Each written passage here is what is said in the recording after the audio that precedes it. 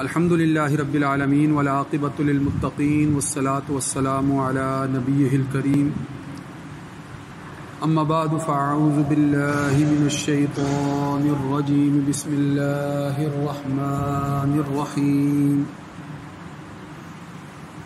وعد اللہ الذین آمنوا منکم وعملوا الصالحات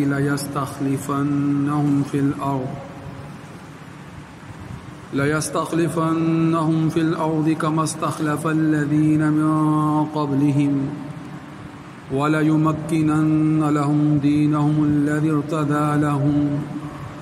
وليبدلنهم من بعد خوفهم أمنا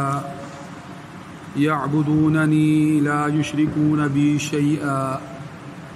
وَمَن كَفَرَ بَعْدَ ذَلِكَ فَأُولَئِكَ هُمُ الْفَاسِقُونَ وقال النبي صلى الله عليه وآله وسلم من رأى منكم منكرا فليغيره بيده فإن لم يستطع فبلسانه فإن لم يستطع فبقلبه ذلك أضعف الإيمان وقال في مقام آخر إن الله لا يزع بالسلطان ما لا يزع بالقرآن وقال الله تبارك وتعالى إن الله وملائكته يصلون على النبي يا أيها الذين آمنوا صلوا عليه وسلموا تسليما اللهم صل على سيدنا ومولانا محمد وعلى آل وأصحاب سيدنا ومولانا محمد وبارك وسلم عليه. سامعین محترم، محرم الحرام کا آخری عشرہ ہے اور آج کا دن جو ہے وہ ایک تاریخی دن اس اعتبار سے ہے کہ ایک دینی فریضہ جو عرصہ دراز سے التوا کا شکار تھا، ایک ایسا دینی فریضہ کہ جو امت مسلمہ کی بنیادی ضرورت بھی تھا اور کم و بیش ایک صدی سے ایک اعتبار سے التوا کا شکار تھا، وہ آج پورا ہونے جا رہا ہے ایک اعتبار سے. اس لیے آج کا دن بڑا اہم ہے. توقع ہے کہ اس نماز جمعہ کے بعد امارات اسلامیہ افغانستان کا اعلان کیا جائے گا. باقاعدہ اسلامی مملکت کی اسلامی حکومت، جسے امارت اسلامیہ کہا جائے گا، جسے خلافت اسلامیہ کہا جائے گا، جس کے جو سربراہ ہیں ان کو امیر المومنین کہا جائے گا، جس کے سربراہ کو خلیفۃ المسلمین کہا جائے گا، وہ سلطنت عثمانیہ، خلافت عثمانیہ جس کا خاتمہ پہلی جنگ عظیم کے بعد 1920 میں کر دیا گیا تھا. مسلمانوں کو آزادانہ طور پر مملکت بنانے کی اجازت نہیں دی گئی ہے. اس سے پہلے اس پوری صدی کے اندر مسلمانوں کو مملکت اسلامیہ یا خلافت اسلامیہ یا امارت اسلامیہ کے عنوان سے باقاعدہ اپنے علاقے میں حکومت کے قیام کی اجازت نہیں دی گئی ہے. اس سے پہلے اس پوری صدی میں اور اگر کوئی یہ اقدام کرنے کے لیے کوشش کرتا تھا یا کی جاتی رہی ہے، یا اس سے پہلے جو ہے وہ آج سے جو ہے وہ 20 سال پہلے اگر 5 سال کے لیے جو ہے وہ افغانستان کے اندر جو ہے وہ ایسی ہی ایک حکومت جو ہے وہ قائم کر دی گئی تھی تو اس کو باقی نہیں رہنے دیا گیا، پھر اس پر جو ہے وہ حملہ آور ہوئے. مگر 20 سال کا عرصہ گزرا ہے اور اس دوران جو ہے وہ عالم کفر نے اپنا سارا زور لگایا ہے اور اپنی ساری تدبیریں، اپنی ساری چالیں، اپنی چال بازیاں، اپنی ساری مگر اللہ تعالیٰ نے تو ایمان والوں سے وعدہ کیا ہے اللہ تعالیٰ نے تو عمل صالح والوں سے وعدہ کیا ہے، اور جو ایمان پر قائم رہتے ہیں، دین سے منحرف نہیں ہوتے، عمل صالح اختیار کرتے ہیں، تو پھر اللہ تعالیٰ نے ان سے وعدہ کیا ہے کہ پھر زمین پر جو ہے وہ حکومت تمہاری ہوگی، پھر زمین پر حکومت تمہاری۔ یہ اللہ تعالیٰ کا وعدہ ہوتا ہے ایمان والوں سے کہ تم اگر ایمان پر قائم رہو، ثابت قدم رہو، ایمان تمہارا متزلزل نہ ہو، عمل صالح پر جو ہے وہ مستقل کاربند رہو، امر بالمعروف و نہی عن المنکر کے اقدامات کو جو ہے وہ برے کار لانے کے لیے کوششیں کرتے رہو۔ اگر ایسے افراد جو ہیں وہ زمین میں ایمان کو محفوظ کرتے ہوئے اس پر عمل پیرا ہوں گے، تو اس کے ساتھ پھر اللہ کا وعدہ ہے، اس کے ساتھ پھر اللہ کا وعدہ ہے کہ وہ اس کو زمین پر جو ہے وہ پھر حکومت اس کی ہوگی، جو ہے وہ حاکمیت اس کو دی جائے گی۔ اور یہ بات میں اپنے پاس سے نہیں کہہ رہا، قرآن مجید میں یہی حکم ہے۔ میں نے آپ کے سامنے ابھی آیت پڑھی ہے، میں اس کا ترجمہ آپ کے سامنے رکھتا ہوں تو آپ کو بات سمجھ آ جائے گی کہ اللہ رب العزت نے ایمان والوں سے کیا وعدہ فرمایا ہے کہ وعد اللہ الذین آمنوا منکم وعملوا الصالحات۔ وعد اللہ نے وعدہ کیا ہے، وعد اللہ الذین، کن لوگوں سے وعدہ کیا؟ ان لوگوں سے جو ایمان والے ہیں، الذین آمنوا منکم، تم میں سے جو ایمان والے ہیں، وعملوا الصالحات، اور صرف ایمان لانا کافی نہیں ہے، عمل صالح بھی ساتھ لازم ہے، ضروری ہے۔ یہ نہیں ہے کہ ایمان لے آیا ہے مگر اللہ کے احکام کی پابندی نہیں کرتا ہے، شریعت کے احکام کی پابندی نہیں کرتا ہے، عمل جو ہے وہ فاسقوں اور فاجروں والا ہے، گناہ کبیرہ اور گناہ صغیرہ کو جو ہے اختیار کرنے والوں جیسا عمل ہے، ایسے عمل کے ساتھ بھی جو ہے وہ وعدہ نہیں ہے، ایسے عمل کرنے والوں کے ساتھ بھی وعدہ نہیں ہے۔ وعدہ کن کے ساتھ ہے؟ جو ایمان والے ہیں، جو اللہ پر یقین رکھتے ہیں، ایمان رکھتے ہیں۔ ایمان اور یقین کا مطلب کیا ہے؟ کہ اللہ کو ایک ماننے کے حوالے سے جو ہے وہ ان کی زبان اور ان کا قلب جو ہے وہ یکسو ہیں، یعنی اقرار باللسان بھی ہے اور تصدیق بالقلب بھی ہے۔ اقرار باللسان اور تصدیق بالقلب کے ساتھ جو ہے وہ اللہ کے ایک ہونے پر کامل یقین رکھتے ہیں۔ جب یقین پختہ ہوتا ہے تو پھر جانب مخالف کا احتمال نہیں ہوتا، جب دن ہوتا ہے تو پھر دن ہی ہوتا ہے، پھر رات نہیں ہوتی ہے، جانب مخالف کا احتمال نہیں ہوتا ہے۔ یعنی ایمان اور یقین ہے تو پھر اب ریب، شک، تردد، خیال، وہم، گمان، ان کی گنجائش نہیں ہے۔ اب یہ نہیں کہا جا سکتا کہ مجھے شک ہے کہ شاید اللہ ایک ہے، یہ نہیں کہا جا سکتا۔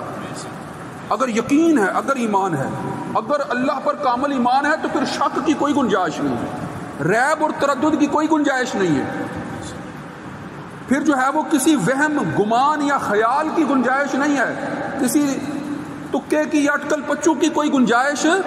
نہیں ہے، پھر یقین ہے، پھر ایمان ہے کہ بھئی اب کوئی دوسری بات نہیں ہے، یہی بات ہے، صرف یہی بات ہے، یہی حقیقت ہے۔ حقیقت نفس الامری بھی یہی ہے، حقیقت ظاہرہ بھی یہی ہے، حقیقت باطنہ بھی یہی ہے، ہر طرح کی حقیقت اس کے علاوہ کچھ نہیں ہے جس پر یقین کیا جا رہا ہے، ایسا یقین۔ اور جب یقین کیا جاتا ہے تو پھر عمل بھی جو ہے وہ اس کے مطابق ہوتا ہے، وگرنہ جو ہے وہ نفاق ہوتا ہے، وگرنہ نفاق ہوتا ہے، وگرنہ جو ہے وہ پھر جو ہے وہ اعمال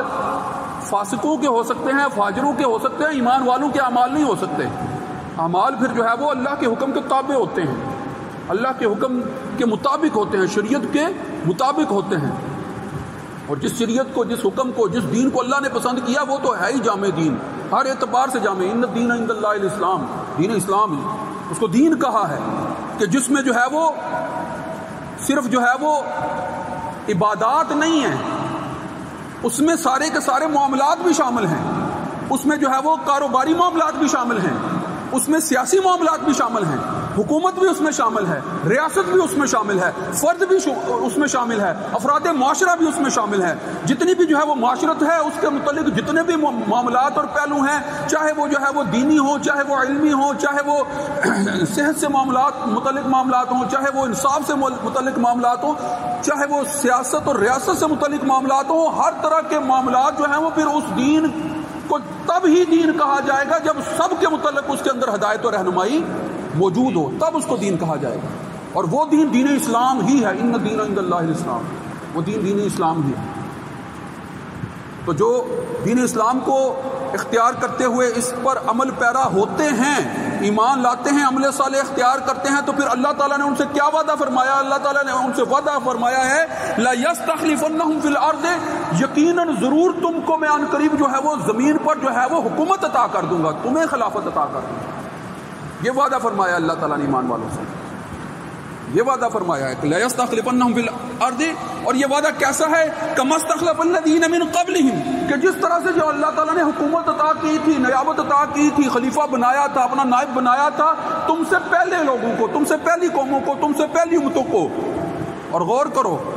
کہ کیا واقعی اللہ تعالیٰ نے پہلی امتوں کے ساتھ ایسا سلوک نہیں فرمایا تھا؟ آپ صلی اللہ علیہ وآلہ وسلم پر جب یہ آیات نازل ہو رہی ہیں نا، جب یہ آیات آپ صلی اللہ علیہ وآلہ وسلم پر نازل ہو رہی ہیں، تو اس وقت ایمان والے گم گم کی کیفیت میں تھے. ان کے اندر تھوڑا سا اضطراب پایا جاتا تھا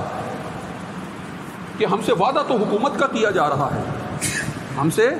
وعدہ تو حکومت کا کیا جا رہا ہے، ہمیں جو ہے وہ ہم سے امن کا وعدہ کیا جا رہا ہے. آگے آیت میں امن کا بھی ذکر، ابھی اس کی وضاحت کرتا ہوں. تو ابھی تو ہجرت سے پہلے اور ہجرت کے بعد ابھی غزوات تو ہوئے نہیں تھے، اور اس سے پہلے مسلمانوں کے غالب آنے کی امید انہیں دلائی جا رہی ہے. کامیابی ان کا مقدر ہوگی، حکومت ان کی ہوگی، سیاست ان کی ہوگی، سیادت ان کی ہوگی، بھلائیاں ان کے ساتھ ہوں گی، آخرت میں ان کا انجام بہتر ہوگا، جنت ان کا مقدر ہوگی. یہ وعدے ان سے کیے جا رہے ہیں، مگر ارد گرد بظاہر کوئی آثار ان کو اس وقت ابھی نظر نہیں آ رہے تھے. تو پھر ان کو کیا کہا جا رہا تھا؟ کہا یہ جا رہا تھا کہ اگر تمہیں اس وعدے کے متعلق کوئی شک ہے تو پھر سابقہ امتوں کے متعلق کیا تم نہیں جانتے ہو، واقف نہیں ہو کہ حضرت موسیٰ علیہ السلام اور ان کی امت کو جو ہے، حضرت موسیٰ علیہ السلام کی امت کو جو ہے فرعون کے عذاب سے جو ہے وہ نجات نہیں دی گئی تھی، پھر جو ہے وہ عمالقہ سے جو ہے وہ ان کو جو ہے وہ بچایا نہیں گیا تھا، کیا قبطیوں سے ان کو بچایا نہیں گیا تھا، کیا پھر جو ہے وہ سربراہی اور حکومت ان کو نہیں دے دی گئی تھی؟ کما یستخلف الذین من قبلکم، تم سے پہلے امتوں کو بھی جو ہے وہ یہ حکومتیں دی گئی تھی جب وہ اللہ کے انبیاء کی اطاعت کرتے تھے، اللہ پر ایمان لاتے تھے، عمل صالح اختیار کرتے تھے، کسی بھی صورت سے جو ہے وہ ایمان سے منحرف جب نہیں ہوتے تھے تو اللہ تعالیٰ نے ان کو حکومتیں عطا کی گئی تھی. یہ باتیں تو تم جانتے ہو نا، اس سے پہلے بھی جو ہے وہ یہ باتیں ہو چکی ہیں، تم جانتے ہو. لہٰذا یہ اللہ کا وعدہ ہے کہ جب بھی ماضی کی امتیں ہوں یا آپ صلی اللہ علیہ وآلہ وسلم کے دور کے حالات کا اگر مطالعہ کریں تو وہاں پر بھی جو یہ نظر آتا ہے نا، یہ ایسے ہی نظر آتا ہے نا. یہ روایت ذرا سنیں. حضرت عدی جو آپ صلی اللہ علیہ وآلہ وسلم کی مجلس میں بیٹھے تھے، اور آپ صلی اللہ علیہ وآلہ وسلم کی مجلس میں ان کے سامنے آپ صلی اللہ علیہ وآلہ وسلم کیا فرما رہے ہیں. یہ ذرا حضرت عدی کا واقعہ سنیں جو حدیث کی روایات میں جو ہے وہ موجود ہے کہ فرمایا کہ حضرت عدی رضی اللہ تعالیٰ عنہ کہتے ہیں کہ ایک دفعہ میں آپ صلی اللہ علیہ وآلہ وسلم کی مجلس میں جو ہے وہ بیٹھا ہوا تھا، اور آپ کے پاس جو ہے وہ ایک شخص آ کر جو ہے وہ فاقہ کی شکایت کرنے لگا. فاقہ کی شکایت یعنی کھانے پینے کو کچھ میسر نہیں. ابتدائی سخت حالات تھے نا، مکی دور کے سخت حالات تھے، ابتدائی حالات تھے. پھر ایک شخص آیا اور اس نے راستے میں ڈاکوؤں کی شکایت کی کہ راستے کے جو ڈاکو ہیں وہ ہمارے سامان لوٹ لیتے ہیں. یہ شکایت لے کر آیا تو آپ صلی اللہ علیہ وآلہ وسلم نے حضرت عدی سے پھر کیا فرمایا عدی کیا تم نے ہیرا کو دیکھا ہے؟ ہیرا کو دیکھا ہے. یہاں انہوں نے بتایا ہے کہ کوفہ سے جو ہے وہ، کوفہ جو عراق میں ہے، عراق میں کوفہ سے جو ہے وہ 3 کلومیٹر دور ایک مقام ہے، اس کا نام ہیرا ہے. آپ صلی اللہ علیہ وآلہ وسلم مکے میں عدی رضی اللہ تعالیٰ عنہ سے فرما رہے ہیں کہ کیا تم نے دیکھا ہے؟ انہوں نے کہا دیکھا تو نہیں، سنا ہے. ہیرا کے علاقے کے متعلق جو ہے وہ اس علاقے کو دیکھا تو نہیں، سنا ہے. آپ صلی اللہ علیہ وآلہ وسلم کیا فرماتے ہیں؟ فرمایا کہ تمہاری عمر طویل ہوئی تو تم ایک سفر کرنے والی عورت کو دیکھو گے کہ وہ ہیرا سے سفر کر کے آئے گی اور کعبہ کا طواف کرے گی. امن کی ایسی حالت ہوگی. ابھی تو یہ جو آیا ہے نا، یہ ڈاکو، ابھی یہ جو ڈاکو کے نرغے سے جو ہے وہ نکل کے آیا تو وہ کہہ رہا ہے کہ ڈاکو جو ہے وہ پریشان کر رہے ہیں رستے میں، حالت امن نہیں ہے، خوف کی حالت ہے. ڈاکو رستے میں پریشان کرتے ہیں، لوٹ لیتے ہیں. تو فرمایا کہ اگر تمہاری عمر طویل ہوئی تو تم دیکھو گے، حضرت علی کو فرما رہے ہیں کہ تم دیکھو گے کہ ہیرا کے علاقے سے جو ہے وہ عورت سفر کرے گی اور جو ہے وہ آ کر کعبہ کا جو ہے مکے میں طواف کرے گی، اور اس کو اللہ کے علاوہ کسی کا ڈر نہیں ہوگا، اللہ کے علاوہ کسی کا ڈر نہیں ہوگا۔ اب یہ کس وقت کہا جا رہا ہے؟ اس وقت کہا جا رہا ہے جب ابھی جو ہے وہ مکی دور ہے اور آپ صلی اللہ علیہ وآلہ وسلم کے مخالفین اور دشمن جو ہے وہ بڑھتے چلے جا رہے ہیں، اس وقت کہا جا رہا ہے۔ پھر آگے کیا فرمایا؟ میں نے دل میں کہا پھر قبیلہ طے کہ ان ڈاکوؤں کا کیا ہوگا، کہ یعنی اس وقت جب جنہوں نے ہر جگہ فساد برپا کر رکھا ہے، اور فرمایا کہ اگر تمہاری، پھر آپ صلی اللہ علیہ وسلم نے مزید اس کو فرمایا، اب آپ جو ہے وہ مستقبل کی پیش گوئیاں فرما رہے ہیں، مزید کیا فرمایا؟ اگر تمہاری زندگی طویل ہوئی تو تم کسرا کے خزانوں کو فتح کرو گے، تمہاری عمر اگر طویل ہوئی تو کسرا کے خزانوں کو فتح کرو۔ میں نے پوچھا کسرا بن ہرمز، یعنی وہ جو ان کا بہت بڑا جو ہے وہ بادشاہ ہے، جو اس وقت کی سپر پاور کا ایک بہت جو ہے وہ سخت ترین جو ہے وہ بادشاہ ہے، وہ کسرا بن ہرمز، کیا اس کے خزانوں کو میں فتح کروں گا؟ عجیب جو ہے وہ ذہن میں حیرت ہوتی ہے نا۔ تو فرمایا کسرا بن ہرمز، ہاں کسرا بن ہرمز، اور اگر تمہاری زندگی طویل ہوئی تو تم مٹھی پر سونا یا چاندی لے کر اس کی تلاش میں نکلو گے کہ کوئی اس کو قبول کر لے، یعنی صدقہ دینے کے لیے، خیرات کے لیے تم مٹھیاں بھر کے جو ہے وہ سونا لے کر نکلو گے تو تمہیں کوئی لینے والا نہیں ملے۔ یعنی آپ صلی اللہ علیہ وآلہ وسلم اس وقت یہ حالت بیان فرما رہے ہیں جب ابھی جو ہے مسلمان خود جو ہیں وہ اس حالت میں ہے کہ کفار جو ہے وہ کسی بھی صورت جو ہے وہ چین نہیں لینے دے رہے ہیں، اور آپ اس وقت ان حالات سے مسلمانوں کو آگاہ فرما رہے ہیں۔ تو اسی لیے آگاہ فرما رہے ہیں کہ اللہ تعالیٰ نے ان سے وعدہ فرما دیا ہے کہ یقیناً جو ہے وہ تمہیں زمین پر جو ہے وہ خلافت عطا کرے گا اور تمہارے جو ہے وہ خوف کو امن میں تبدیل کر دے گا۔ ذرا غور تو کرو کہ آپ صلی اللہ علیہ وآلہ وسلم کی اس روایت کے ضمن میں حضرت علی فرماتے ہیں کہ بعد میں پھر وہ وقت آیا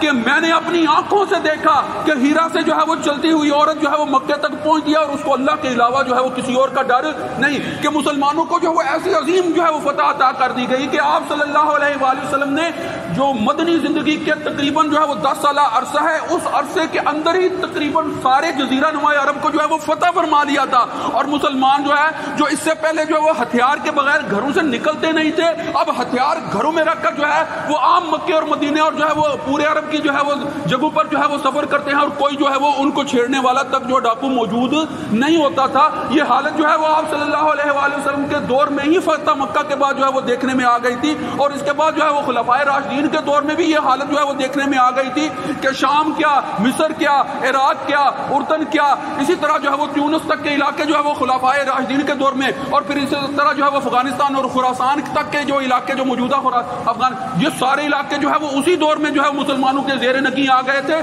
اللہ تعالیٰ نے اپنا وعدہ ایمان والوں سے پورا کر دیا آپ صلی اللہ علیہ وآلہ وسلم اور صحابہ اور خلفائے راشدین کے دور میں، اور یہ وعدہ جو ہے وہ آج بھی قرآن مجید میں ویسا ہی قائم ہے کہ جو بھی جو ہے وہ ایمان پر قائم رہے گا، چاہے مخالف میں جو ہے وہ دنیا کی سپر پاوریں ہی کیوں نہ ہوں گی، دنیا کے جو ہے وہ لاؤ لشکر ہی کیوں نہ ہوں گے، چاہے جو ہے وہ عالم کفر کی نیٹو فورسز جو ہے مجتمع ہو کر ہی حملہ ور کیوں نہ ہو جائیں گی، اللہ تعالیٰ جو ہے وہ دکھا دے گا، اللہ تعالیٰ جو ہے وہ ثابت کر دے گا، اپنا وعدہ پورا کر کے دکھا دے گا کہ جو ثابت قدم رہیں گے، جو گوانتا نامو بے کی جو ہے وہ عقوبت گاہوں میں جو ہے وہ سزائیں پا کر جو ہے وہ پھر بھی ایمان پر ثابت قدم رہیں گے، وہ جو ہے وہ دشت لیلا کے صحراؤں میں جل بن کر جو ہے وہ جو شہید کر دیے جائیں گے، اس کے باوجود بھی ایمان پر قائم رہنے والے جب ثابت قدم رہیں گے، تو آج ان کے لیے وہ دن آ گیا ہے کہ وہ اب امارت اسلامیہ، خلافت اسلامیہ کا 1 صدی بعد دوبارہ اعلان کرنے جا رہے ہیں۔ وہ وقت آ گیا ہے،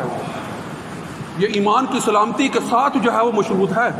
اللہ تعالیٰ اس وقت وعدہ پورا فرماتا ہے جب ایمان کی سلامتی ہوتی ہے۔ وآخر دعوانا ان الحمد للہ رب العالمین، سنتیں ادا فرمائیں۔